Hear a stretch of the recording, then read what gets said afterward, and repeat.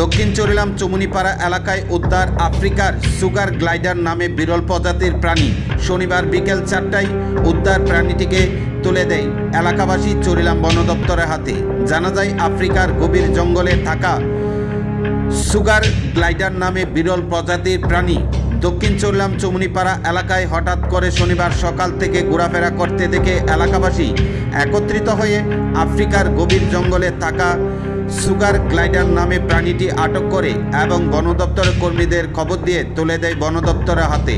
বর্তমানে উদ্ধার বিরল প্রজাতির প্রাণীটি বর্তমানে সিপাহীজলা অভয়ারণ্যে রয়েছে বলে জানা যায়। সংবাদ মাধ্যমে এই নিয়ে বিস্তারিত জানান এলাকাবাসী। এদিকে আফ্রিকার সুগার গ্লাইডার নামে বিরল প্রজাতির প্রাণী উদ্ধারের ঘটনা খবর ছড়িয়ে পড়তে এলাকার জনগণ জড়ো হতে থাকে দক্ষিণ চরিলাম চমুনিপাড়া এলাকায়।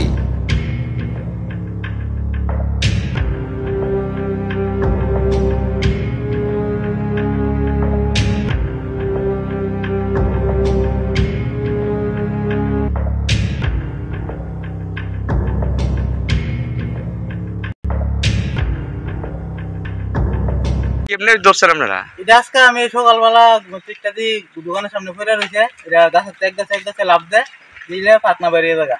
তো এইটা তো এমন প্রজাতির প্রাণী আমরা দেখছি না কোনো সময়, আজকে হঠাৎ করে এটা পাইলাম আমাদের এই জায়গা।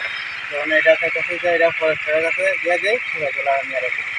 কি চাই এটা আসলে? এটা তো আমরা চিনি না এটা কি প্রাণী। এটা গাছে লাভ দেয়, আফ্রিকা জঙ্গলের পাখি হইতে পারে এটা। আমরা মোবাইলে দিছিলাম আগে আফ্রিকা মোবাইলে টাকা পাইল না। আপনারা খবর দিয়েছেন নি ফরেস্টে? এই জায়গাটার নাম কি?